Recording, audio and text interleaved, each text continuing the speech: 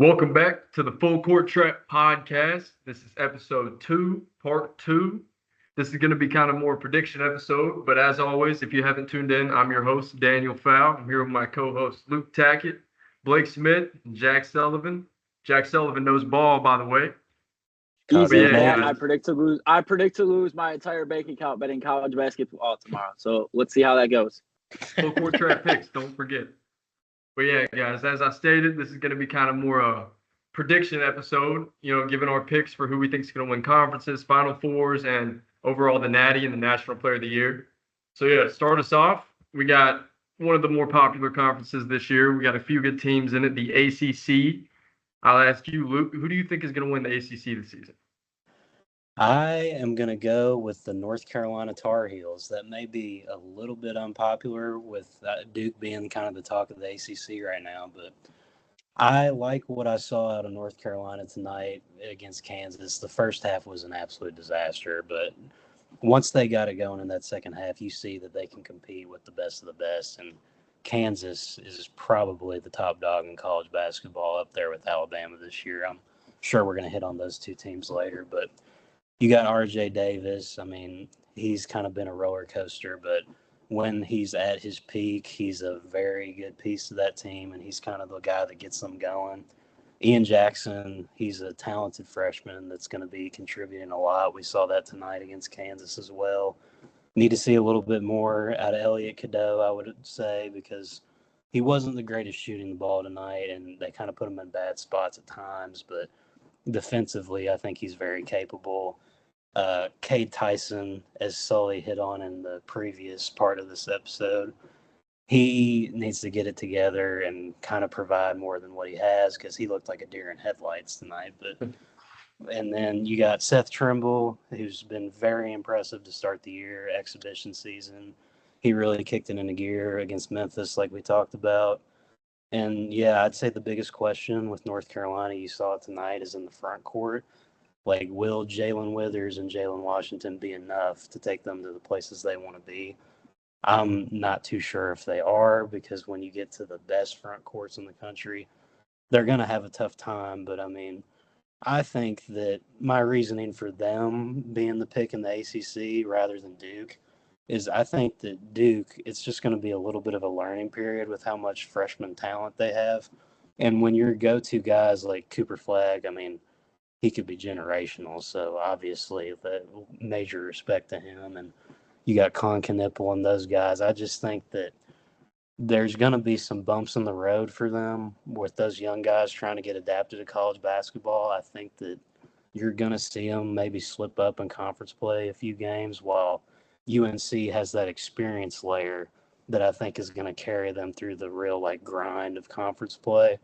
So I would say regular season, I think the Tar Heels take it.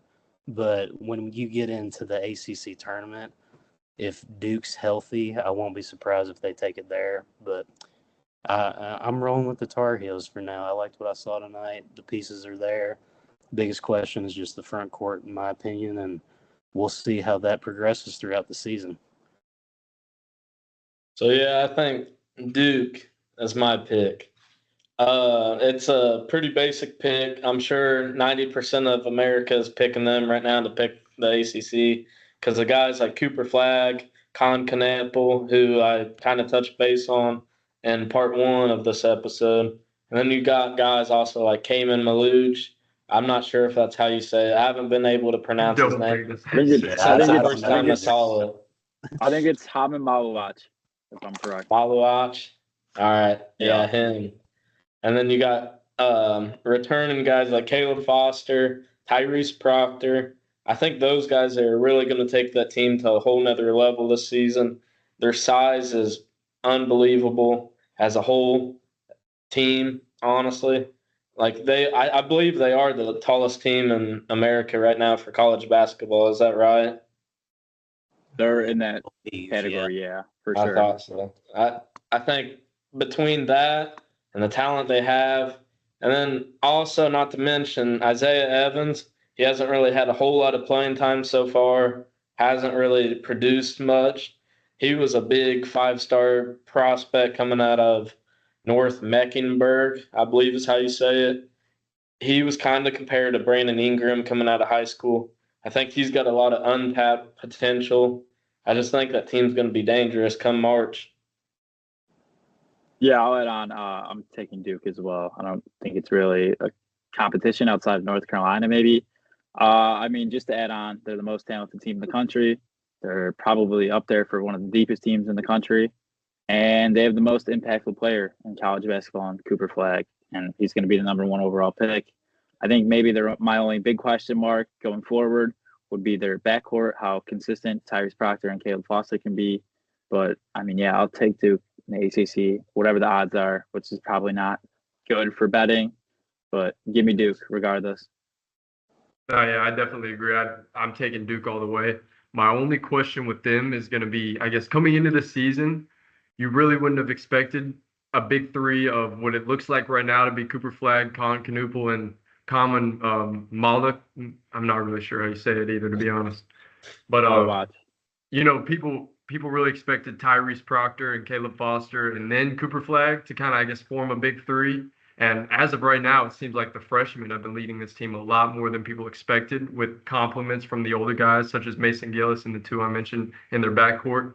But if they can continue to play at the level they have been, I mean, it's only, the start of the season. They played 2 schools that aren't that good. But if they can continue to do what they've been doing, I think Duke will run away with the ACC. My only thing is that postseason success, when you rely on freshmen, historically just, it ain't been that great. We've seen it in tournament times, whether it's conference or March Madness. And I guess that's my only question with Duke. But besides that, I mean, they have one of the most talented rosters in college basketball, and they should win the ACC more than likely. I think that a thing that's going to be big for Duke, and the reason why I don't want to jump all the way in on them, is I want to see if Tyrese Proctor can kind of elevate his game a little bit more from what he has been, because if he can, then that's a key veteran piece you got right there. I want to see how Caleb Foster does coming off that injury towards the back end of the season last year. And I definitely think that Cooper Flag, obviously, his talent speaks for itself, and he's going to be able to carry them. And those freshmen are talented enough where they're going to take over games and win them. But I just think there's some games where that inexperience may show through, and that's kind of my reasoning for why I think that UNC could just overtake them for the regular season title. But in terms of long-term success in the postseason, I think I would rely on Duke more just because of the pure talent. But I think there may just be some bumps in the road with all that inexperience in the youth. But if those veteran pieces can step up, then I think they'll be just fine. So I guess you could say UNC winning it is a semi-hot take. I wouldn't say a complete hot take, but I think that's who I would lean on as of today. Oh, yeah, for sure. I think people really expected Tyrese Proctor to have a lot better year to start out than he has been. I mean, this is a guy that we're talking about was a potential lottery pick coming off of his freshman year, and kind of surprised some people when he decided to come back for a sophomore season. And now him being in his junior year, if Duke really wants to go all the way, they're going to need more productivity out of him. And I understand that there's a lot of people on that team to share the ball with, but Tyrese Proctor, he's got to definitely be one of those top dogs on the team. And just like I said, not relying on the freshmen as much. Those games between UNC and Duke are going to be must watch, though. I'm really excited for that. It always is must watch, even when the teams have a down year. But this year, I think more than ever, it's going to be pretty interesting. Without a doubt. But rolling into the next big conference of what I guess you can call the Power Five now, with all these conference change-ups. We got the Big East. I don't think we're going to have much arguments to make here. I think we'll all agree. But, Jack, I'll ask you, since you're already on Dan Hurley's board, who do you think is winning the Big East this season? Give me UConn. I don't think there's really much debate. I don't really think this conference is that competitive. I don't think there's many good teams. As we've seen, Villanova's fallen off a cliff. You still have DePaul in the conference. Butler just lost to Austin Peay, however you say that, who has Hanzo Emmanuel. Respect him.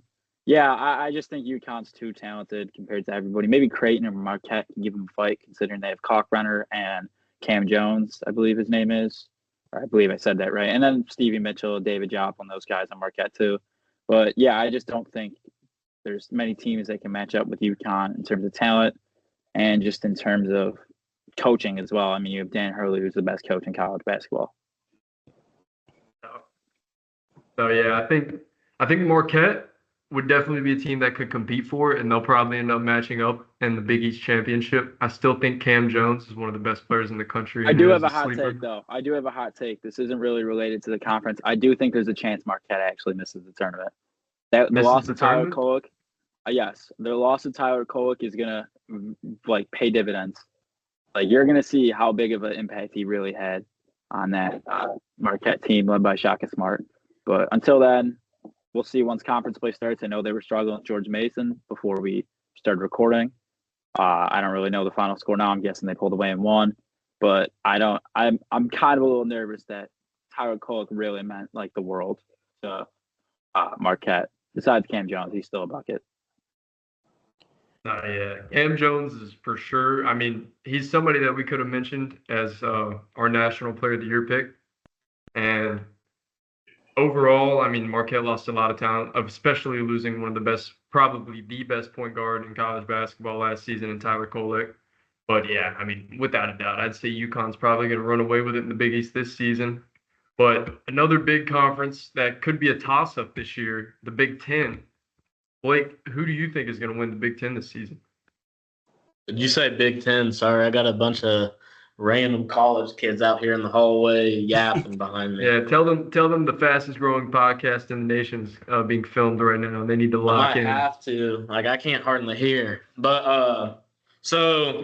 I think our first episode, I touched on Purdue being overrated after losing Zach Edey. But I believe with Braden Smith and Fletcher Lawyer, those two are still quality as a dynamic duo, I would say. Lawyer is a really good perimeter shooter. Braden Smith is probably the best point guard in the nation right now. The guy can do it all. He can play make at a very high level. He rebounds well for being a 6-foot guy, I believe. And he hits shots at a quality level or at a quality rate. So, yeah, I think Purdue's going to end up taking the Big Ten this season. Yeah, I mean, for me, it's Indiana. I mean, Purdue, respect to them, what they did last season, but Zach Edey's not walking through that door to come help them out again. So I think that's just a really, really big hit. And I just like what I see out of Indiana. I mean, Omar Ballo in the portal, Miles Rice in the portal, who Sully mentioned in the first episode. I think those were good additions. They've got Mackenzie Mbako coming back. Is that how you pronounce that name? Pretty sure. Yeah. Can we talk about his last performance? Dude had over 30 points. Yeah, he was unbelievable on both sides of the floor, too. That first half, I think he finished with 19. I forget who they were playing against. Who was it? Do you guys remember? I don't recall. SIUE, I believe. Oh, they had some kid who's really Southern Illinois, Edwardsville. No. Yeah, something like that. They have a guard really good. It's like, I think his name is Rayshon Taylor. Shout out Rayshon Taylor. Number 3. Mm-hmm.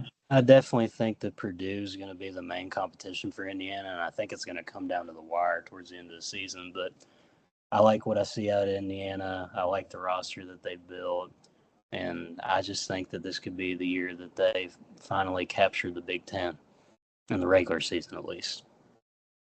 So, yeah, mine was a little toss-up. I'm going to go with Indiana. I was between them and Illinois, but the thing about Illinois that really strays me away from them is just how many new guys they have. I think it's about 10, at least 9 to 10 new guys they for sure have. And one of the returners, Ty Rodgers, he just redshirted, so I don't really know what's going on there. So he's not playing for them anymore.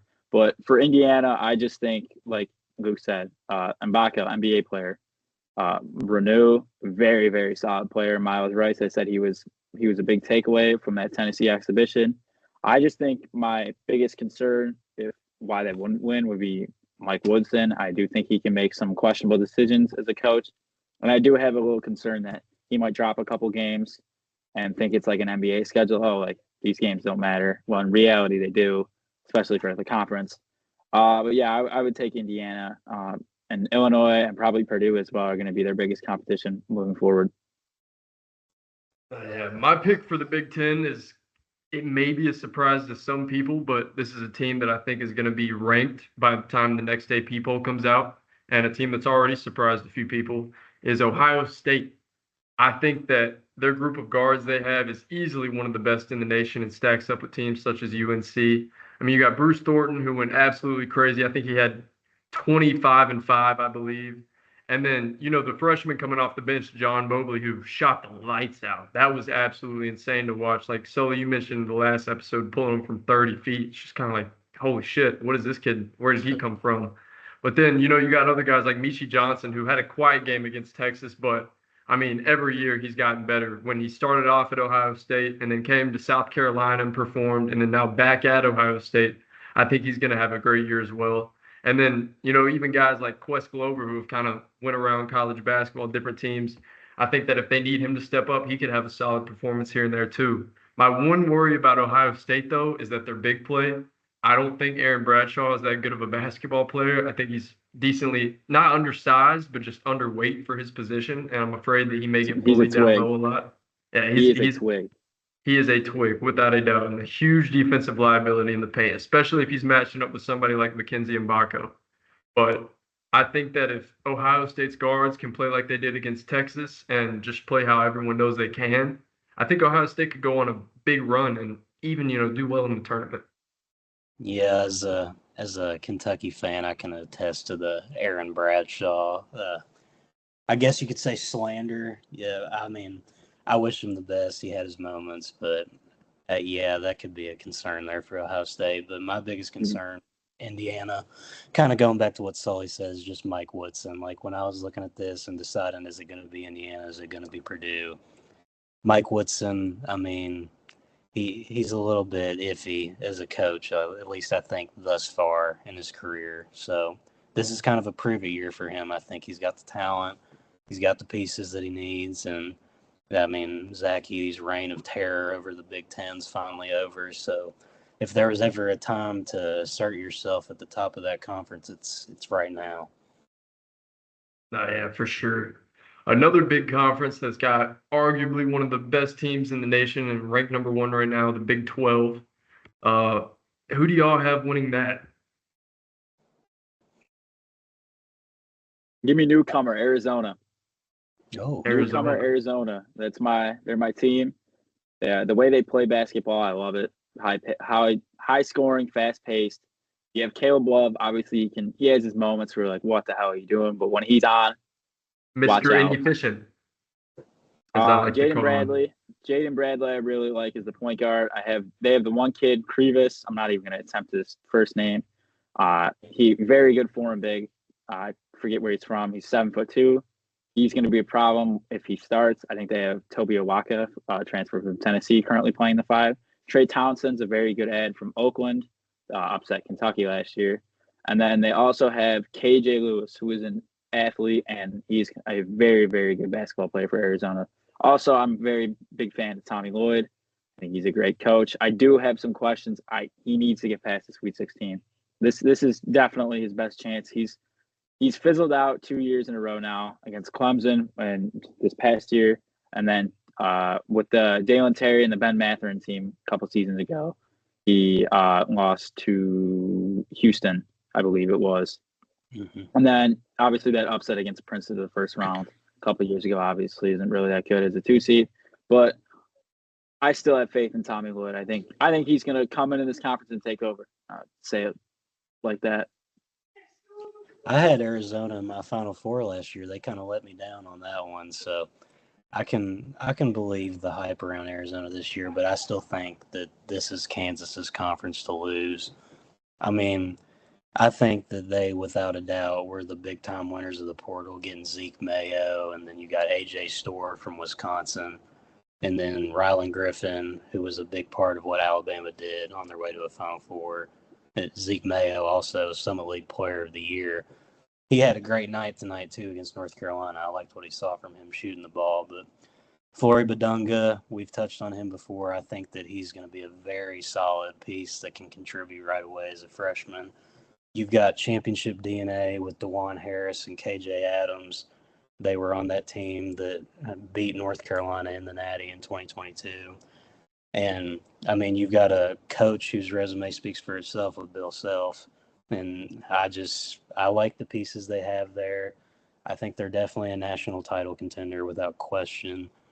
And I think that they are definitely going to be the winner of the Big 12. And Arizona and Iowa State, I could see as the biggest threats to what they've got going on and whether or not they can take that top spot.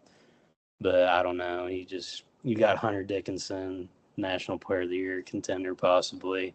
I mean, he had 21 and 10 tonight, and it was kind of a somewhat quiet night for him, which is a scary thought for teams. But I'm rolling with the Jayhawks. I feel pretty confident about it, and we'll see what happens. But I like what I see at Kansas this year. That's for sure. I'm going to have to go along with Luke here. As a Flory Badunga Day One supporter, I'm here to say I think the Jayhawks are taking that conference. But I also think a dark horse in that conference is BYU, as we touched on in part one. I think that Igor, I don't know how to pronounce his last name. I'm not even going to. Yeah, I'm not even going to attempt to butcher it, though. I think him, Cannon Catchings, and the rest of that cast, I think they're going to be very good this season. Both of those guys are freshmen, but they can both score at very high levels. And, I think those two teams are going to be ones to watch out of the conference. I think for my Big 12 conference pick, I'm going to have to go with Baylor. I think they have been absolutely amazing so far this season, and I am lying my ass off right now. I think it's going to be Kansas, without a doubt. Kansas, like we've touched on it in the past, Kansas' roster is absolutely loaded, and they've got dudes coming off the bench that could go be the best player on teams across the country. And it seems so far that they're unselfish. I mean, they'll bring them in. It doesn't really matter who's starting, who's coming off the bench. They've got 8 or 9 guys that could be starting anywhere in the country. And Flory Badunga looks absolutely amazing. I did not expect this much productivity coming from him, backing up Hunter Dickinson. But I think once Hunter leaves, the keys are going to be his. Yeah, I mean, without a doubt, I think Kansas has got it this year. That veteran experience is just way too much to pass up on. You pulled a Pat McAfee on Baylor there. You got Baylor not. Nation ready to go. Yeah, I hope I got him Before we hyped move up. on, what Jayhawks. What are your thoughts on AJ Storr coming off the bench? Because I do think he transfer a lot. He's known to look for the highest bag. Is there a possibility he says, "F this, I'm out of here" at midseason? Do you think? And would that alter you? Would that alter your pick? I feel like if that was a genuine possibility, I feel like Bill Self would have kind of sniffed that out during the portal process. Yeah. I mean, it's unpredictable, obviously, and if he comes off the bench, that could create some internal issues. But I don't think I see anything that drastic happening, but it definitely could hinder my thoughts on them winning the conference because, I mean, if you were to just take away what he averaged last year at Wisconsin, 16, 17 points a game. Yeah, I mean, 15 to 17 in that range. Yeah, I mean, if you took that out of your roster right now, then obviously that's going to create a hole that you're going to have to fill. But because he for sure should be starting right now. Oh yeah, over David I think Coit. AJ's going to be starting by the time we get around conference play. I don't think Zeke will be starting. I think he's a great piece off the bench. I mean, same with AJ though. I mean, when you need guys to come off the bench and get you a bucket, AJ and Zeke are those dudes. But I think not before long, we're going to see AJ in the starting lineup. Yeah, he'll work his way in. I think it's a new system. And when you transfer around a lot, you got to take your time getting incorporated into a new group of guys. So this could just be kind of like a easing in process for him. And I think that he's going to make a big impact there, and I think he'll be a large part of what they do by the time the grind of conference season comes around and heading into conference tournament season and March Madness. Yeah, for sure. Now, for our last conference, it's a conference that's mainly known for football success, but this season we have a lot of ranked teams in here, the SEC, and tack it with you being a Kentucky fan. You think Kentucky's going to take the SEC this season? I do not. I think Kentucky will be close. They'll be at the top of the conference. I think that you could say the fourth or third spot is probably reasonable for year one of the Pope era. But for my number one, I mean, I'm about to pull a Pat McAfee here, but give me Alabama. I mean, I just like what I see there. There's so many pieces. You've got Mark Sears, Player of the Year candidate, coming back, averaged 20 a game last year, over 50% from the field, I believe, as well. You've got the best defensive big man in the portal to anchor the paint with Cliff Omarui. Grant Nelson, he's coming back. You got him down there with Final Four experience. He was a little bit inconsistent last year at times, and you want to look for him to find kind of a rhythm more. And he's been on a minute restriction to start the season, actually. I was looking this up earlier because of a minor injury. It's nothing major, but he should be fine. And then you've got Latrell Wrightsell. You've got some 5 stars coming in as well. Chris Youngblood. I think Chris Youngblood, now somebody correct me if I'm wrong, I think he might be out till December, possibly. With Yes, yeah. Yeah. But, I mean, once you get him in there, that's going to be another piece. Aiden Holloway, he made the ultimate heel move. I mean, leaving Auburn for Alabama, it's definitely unprecedented. I don't recall a move like that in college basketball recently, but He's in for hell when they go to the jungle. oh yeah, he's gonna He's get going to get booed out of the building every single time he touches the ball. he was a little underwhelming at Auburn last year. I know that I saw a lot of their fans complaining on Twitter about him a lot last season, but he's got the tools. He was highly sought after in high school for a reason. I think if he puts it all together, that's just another piece that you're throwing into that group. You got Jaron Stevenson returning, and their depth, it's really remarkable how much Nate Oates has built there this year. The depth and the talent. I think it's just going to overwhelm teams in the SEC, and I think that they're going to be the top dog. I think that they'll be closely followed by the likes of Auburn, Tennessee, and Kentucky, and I really don't know how those three below them will shake out. I could see it going really anyway, but I like what I see out of the Tide, and I mean, with the troubling losses to start the Kalen DeBoer era in football, they may be making the transition to a basketball school here sooner or later because Nate Oates, he's got a program rolling there, and he's one of the bright young minds in the game right now. I just like what I see out of them a lot, and I'm looking forward to see what they can do this year. SEC is going to be competitive, but I think Alabama's team is way more elevated and way more deep compared to the remainder or the rest of the SEC. I think Kentucky's got a well-rounded team with a very nice offensive scheme that Mark Pope has created in the Kentucky program now. I think Auburn's going to be a problem. Well, I mean, they got problems within the organization right now, but that's for sure. I mean, I think they will still be a solid team. I think Arkansas will be a quality team. I mean, the new Eric Calipari is interesting to say the least. I feel like dribble, drive, repeat is not working in his favor. I think he is calling on his young guys to practically bail him out, and I just don't know how that's going to work out. I think Tennessee will also be a quality team. Texas, obviously, with Trey Johnson, he's one of the top freshmen in the nation. And A&M, as we elaborated on earlier in part one, they're going to be a quality team. Florida, for legal reasons, we will not go into them, but they're a quality team. So, yeah, I think Alabama. Yeah, I think that's the kind of the consensus across college basketball right now. Kind of just like Kansas, they got a lot of veteran experience, and Mark Sears is without a doubt a National Player of the Year candidate. And like I said earlier, Clifford Omeroy is the perfect transfer for them. But once we get the conference picks out of the way, then it kind of moves into Final Four, which is something that is pretty much impossible to predict in this day and age. But Jack, start us off. Who do you got in the Final Four? All right, week one. No clue of a bracket. No clue if any of these teams will make it. I'm confident they will.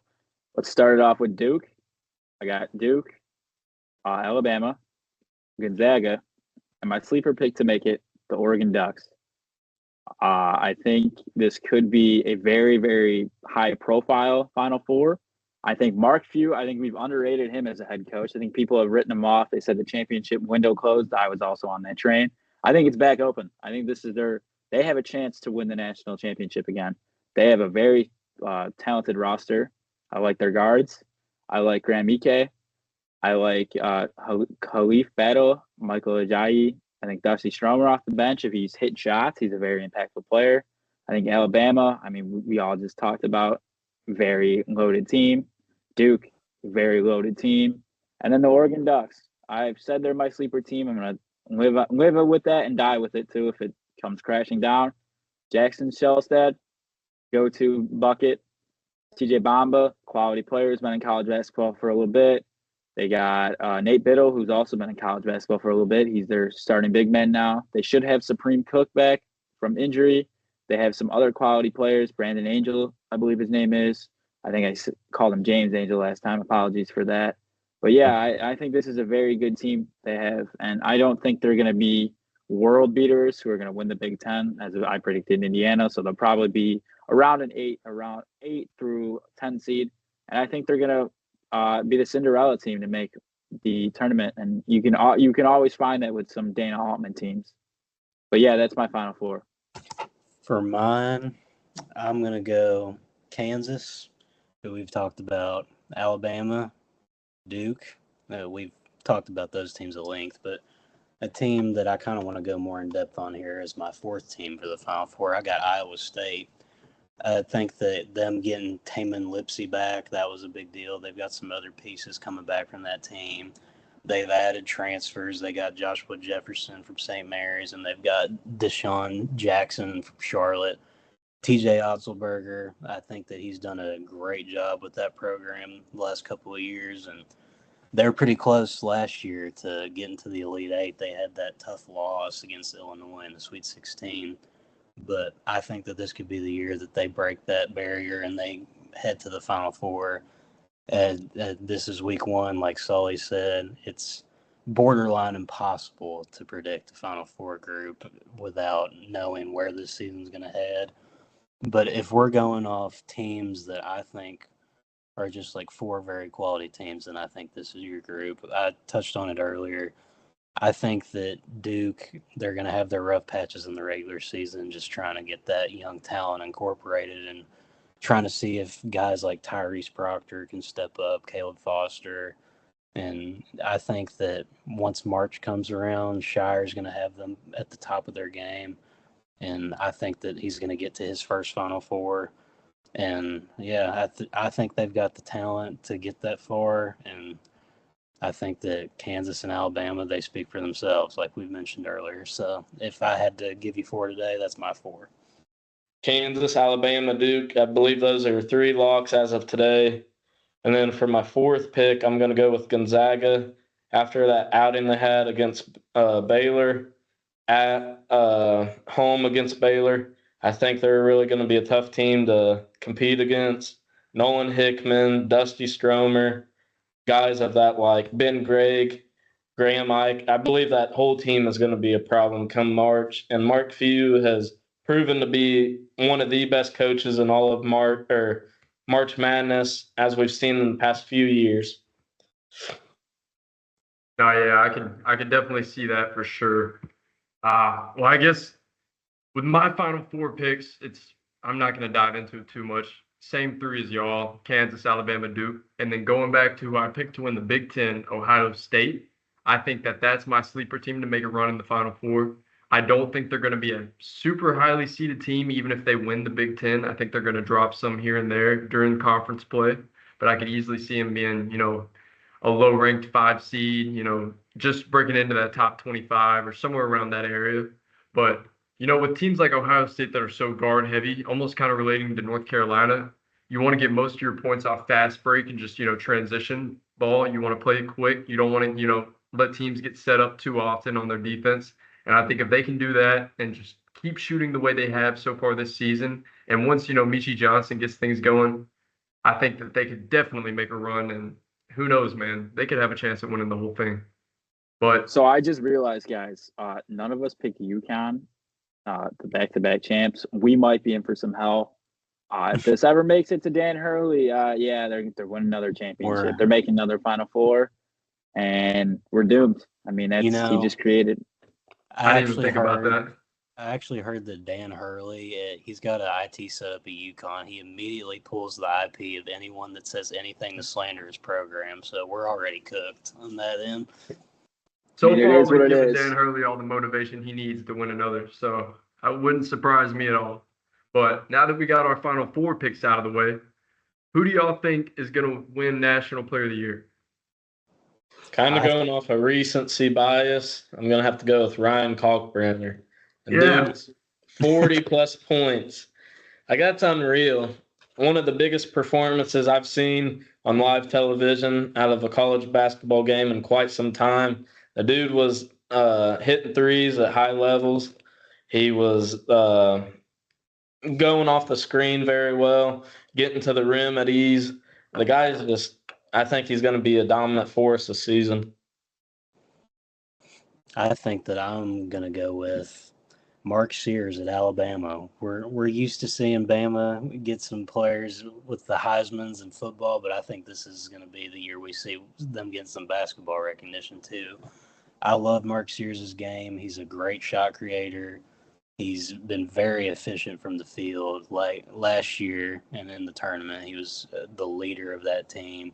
He was the key piece to what they did. And I think that this season they obviously have the talent, but I think they're going to go as far as he's going to take them. And I expect him to have a huge year. I think that he's going to be another 20 points per game scorer like he was last year. And I think that he will obviously be in the consideration for the Player of the Year, but I think that he's just going to outright take it as well.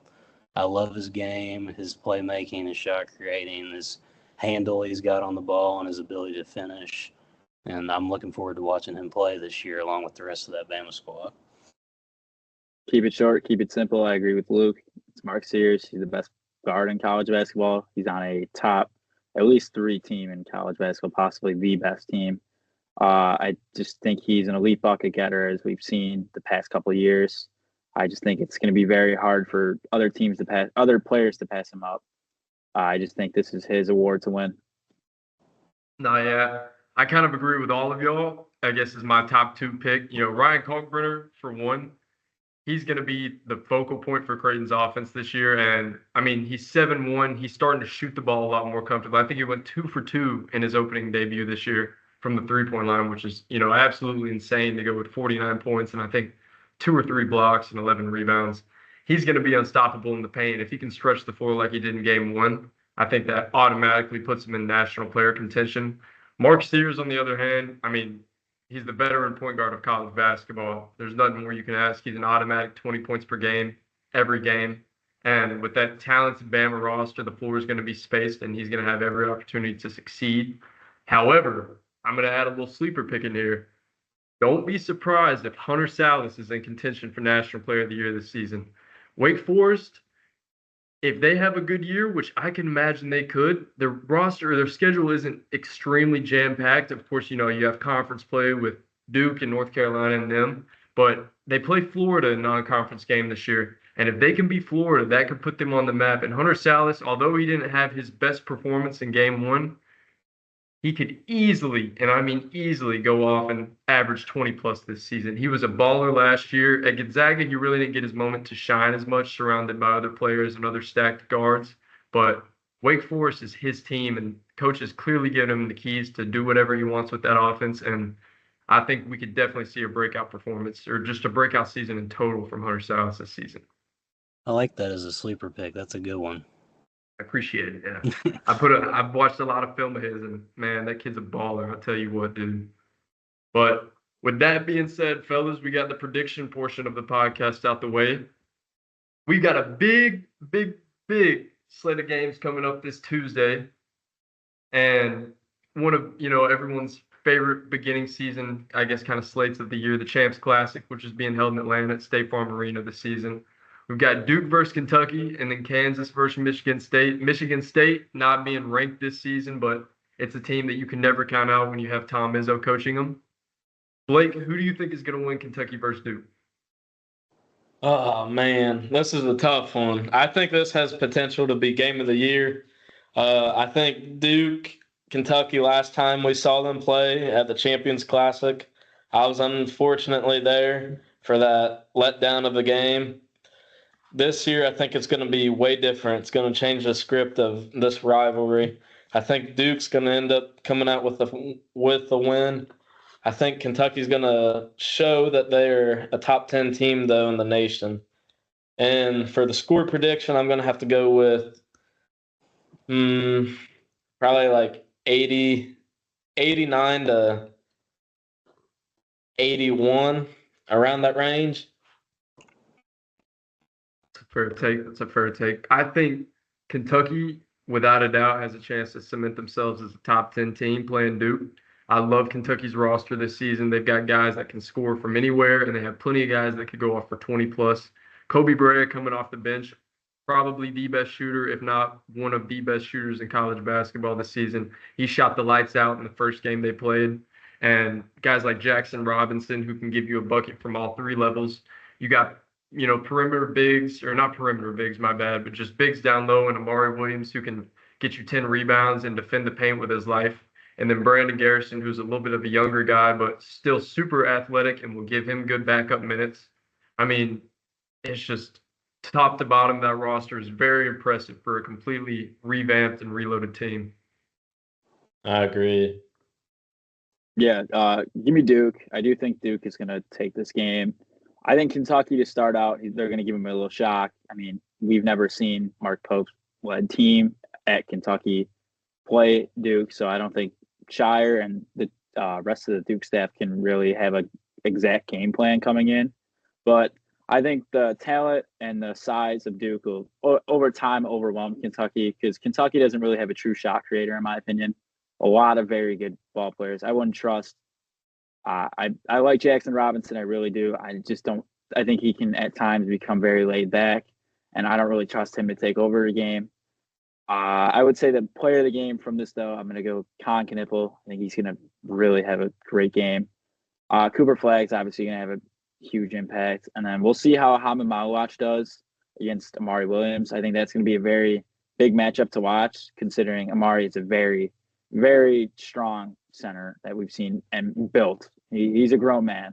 Hamid Malawach, he played on that South Sudan Olympic team, but he's a little lanky. So we'll see how he can handle some actual grown men, because Duke's going to be playing Kansas, and that's going to be a very good game in Vegas, and he's going to have his hands full with Hunter Dickinson. I guess I'm going last here as the resident Kentucky fan that came out just showing it in the first episode. We had to kind of pry it out of Dan at the end there. But I dabble into Kentucky basketball here. I had to press him on a little bit, but yeah, I think that it's going to be a close matchup, but I think that Kentucky's just not going to have enough to get the job done. I'm going to take Duke. I'm going to go 80 to 75, I think. And my biggest concern, I guess, this is going to be a concern for a lot of teams this season. Like, how in the hell do you stop Cooper Flagg? Like, if you're Mark Pope, who can you send out there and say with confidence, like, yeah, you're going to go pick him up and you're going to cause problems for him? I do think that Mark Pope's system in that first half, I think they're going to come out hot. I think they're going to start strong. But I think it may kind of be like a repeat of the Champions Classic game Kentucky had last year, where they came out and they kind of shocked Kansas at first, but in the end they just kind of got overwhelmed. But I think that even just keeping it close in a game like this and showing that you belong on that stage with an elite team that's got elite freshman talent and a coach who's kind of established himself there a little bit now with John Shire, I just think that's a win for Pope. And I could see a world where Kentucky just gets hot from deep and they can't miss and they pull off the upset. And I think that's probably what it will have to take. And you're going to have to at least stunt Cooper Flagg a little bit in terms of what he does and hold Con Knipple in check and those other guys and kind of make the role players and the veteran guys like Tyrese Proctor and Mason Gillis, Caleb Foster, have them be the ones that beat you. But yeah, I don't think Kentucky's got enough, but I do think it's going to be a very good matchup. And I'm excited to see what our guys can do on a big stage like that. They've got a test against Bucknell tomorrow, too, though. They can't overlook that. You don't want to find yourself in a letdown spot tomorrow because you're looking ahead to that big trip to Atlanta to take on Duke. So we'll see. Yeah, for sure. I think Kentucky versus Duke is going to be a pay-per-view matchup, and I'd imagine every college basketball fan across the country will be tuned in for that. But going into the other game of the Champs Classic, Kansas versus Michigan State, I would imagine the consensus here is Kansas wins by a pretty good margin, but does anybody have Michigan State upsetting them? Nah. Kansas by 15 to 20. It could get ugly. I think that front court group for MSU, I don't think they're suited to match Hunter Dickinson. And I thought the same for UNC. They did actually put up a pretty good fight. UNC's front court, while not really the greatest for a North Carolina team, is a lot better than MSU's. And also, I think Xavier Booker as well, he hasn't really lived up to the 5-star expectations. These first 2 games, it's a 2-game sample size you can't really take into consideration for a whole season. I don't think he's lived up to the part. We'll see how he does matched up against KJ Adams, another very strong physical player. I think the point guard matchup, too, will be pretty interesting to watch. DeJuan Harris versus Jeremy Fears Jr. I think Jeremy Fears is a very solid ball player. He does need to be more aggressive going to the rim. He doesn't really have a jumper right now either, but he can pass the ball. He knows how to distribute the rock. But, yeah, I would take Kansas by a lot. I just don't think Michigan State has the talent or just the guys to match Kansas, to be completely honest. No, yeah, I say Kansas. I mean, they're going to have guys rotating in and out. The guys coming off of Kansas bench would arguably be the best player on Michigan State this season, and it's going to be hard for these Michigan guys to keep up, throughout the whole game. When people get tired, who's going to be able to sub for them? And then Kansas is just going to bring in a whole new court of people. And yeah, I'd say Kansas wins by a pretty comfortable margin. We'll see. Michigan State has good guards. Like Jace Richardson off the bench. But I don't think they can. They for sure can't match Hunter Dickinson down low. He might actually put up like numbers compared to last year, which was like 20 and 27. Which, albeit Kentucky had no bigs besides Trey Mitchell, Michigan State does, and I still think he's going to put up like 20 and 20. I agree, and it's going to be hard to double Hunter Dickinson if that's their game plan, just because. I mean, as we saw tonight, it's so easy for Hunter Dickinson to get in the paint and kick out to a shooter. I mean, there's plenty of them on Kansas as a roster. So, yeah, I mean, Tom Izzo, I'm never going to count him out. But at the same time, Michigan State's, start of season success when they play these highly ranked teams, they usually always kind of drop them. You know what? I got one thing to say, and this could be a hot take. This might not be. I think this is Tom Izzo's last ride in college basketball. I think this is. I think he's going to retire. I think this is last year. I do think this is last year. That's not a terrible take. I was just about to ask you all that. Like, how long do we think Tom Izzo has left? Because he's not adapting, man.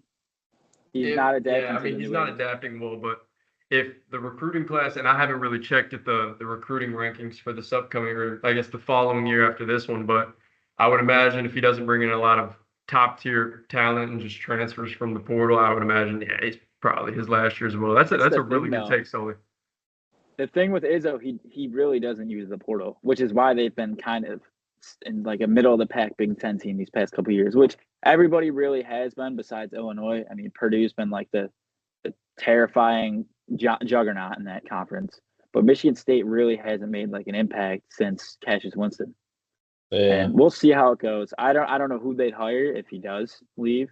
That's a different conversation for a whole different podcast episode. Yeah, we can make that a whole different video. I think this is it for Tom Izzo. I think he's kind of done with this era of basketball, similar to Tony Bennett and Jay Wright. I think this is it. I think the game's kind of left him behind, and ever since we hit the 2020s, because, I mean, the results are going downhill. And, I mean, in the grand scheme of college basketball, like, yeah, he's a great coach, but, I mean, he's only got one chip from the 2000s. So, like, I mean, I've always been kind of the belief that maybe Tom Izzo gets a little bit more credit than he's warranted. But, I mean, that's just a hot take of mine. You all may not agree with that, but that's just me personally. I think in the more recent years, I think in the more recent years, it's been more so that Michigan State's expectations haven't been that high, and he's still kind of taken them to a place where not many people expected him to be towards the end of the season. I mean, granted, they were a first-round exit last year in March Madness. They were second. So, they lost yeah. to Carolina. They lost to Carolina in the second Oh, round. They yeah. beat Mississippi State. Okay. Yeah. Well, yeah, I mean, I think it was more so that people didn't expect him to even make it to the round of 32, and they did it anyways, which people give Izzo credit for. But yeah, I agree. That's not a bad take at all, Sully. I think that this could definitely be his last ride. That's something I haven't even thought about, to be honest. I do have another question too. So last year they were preseason ranked number 4. They got in as an 8 or 9 seed. Do you think there's a possibility they completely just falter, horrible season? They miss the tournament? Do you think that's in the cards this year for them? Or they're going to make it? I could definitely see them missing the tournament, 100%. I could see him missing the tournament, but if I had to predict right now, I would say they make it in just because of Tom Izzo, and it seems like he always gets in the tournaments, one way or another. So yeah, as of right now, I would say yes, but without a doubt, there's a chance that it could just fall apart. And if that's the case, then 100% I don't see him being back next year. I think they're going to end up making it no matter what, to be honest with you guys. I feel like their talent is still quality this year. Like Jaden Atkins, Jace Richardson. I mean, Frankie Fiddler isn't putting up numbers compared to what he was at Omaha, obviously, but I mean, I think he'll be a decent piece for them. Cone Carr, I mean, he's known as a highlight reel, but I think he's a quality player for them. Obviously, guys like Xavier Booker, Trey Holloman, Fears, they need to step it up, which I think they eventually will under Izzo. But, I mean, Izzo's time is coming up to a halt here soon. I mean, he hasn't put up results lately. Yeah. I think the problem, though, with MSU, like these past couple of years, they did, Tyson Walker, but they haven't really had, like, a program guy. Like, they had Cassius Winston. They've missed, like, somebody who, like, even Aaron Henry, too. Obviously not a program guy, but that guy who had, like, that MSU toughness. They haven't had a guy who's just had toughness instilled in them. They haven't had a good big since, what the hell is it? Xavier Tillman. Yeah. I think it's just lack of hitting the portal, lack of recruiting. I just don't think Izzo can adapt. I don't think he's really putting NIL money out there. He got Frankie Fiddler and Simone Zapala, but I mean that's not good enough considering you're at Michigan State. You are a basketball school. You need to put more effort and resources into guys in the portal and in recruiting. I mean, we'll see going forward. I do think this is Tom Izzo's last run to just once again. It's going to be, I think it's going to come down to how well this year's talent develops. Because, I mean, like we said, NIL is the future of college basketball and just every college sport in general and utilizing the transfer portal. But Michigan State and Izzo, they've always been known for bringing a guy in and developing them until they become, a household name in year 4. Like Aaron Henry, for example, he grew in through that system and really became a good player towards his final years. And, Xavier Tillman as well, Cassius Winston. And I think Xavier Booker could be one of those guys. Same with Jeremy Fears. But yeah, it's going to come down. I think Jeremy Fears can. I believe depending on how long Izzo stays, if this isn't his last go around, I think Jeremy Fears is a program guy. Xavier Booker, I'm kind of out on completely. But sure. Fears, his offensive game needs work in terms of shooting the ball and being more aggressive. And I think being more aggressive is just a mindset thing. But I definitely think he can get to the level where he is a all Big Ten level player, all Big Ten level guard for sure. Another program Izzo guy that you guys are missing from back in the day, Denzel Valentine. He was a stud. Oh my goodness, Valentine. Yeah, he's become a meme now, but he was a stud. Unfortunately.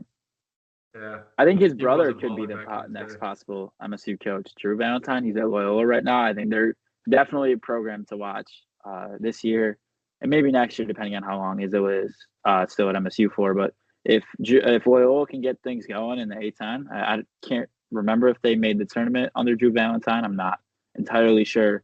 I think Valentine could be the next guy at MSU, and that'd be very interesting to watch for sure. The brother of Denzel Valentine, who was, I believe, the National Player of the Year at MSU.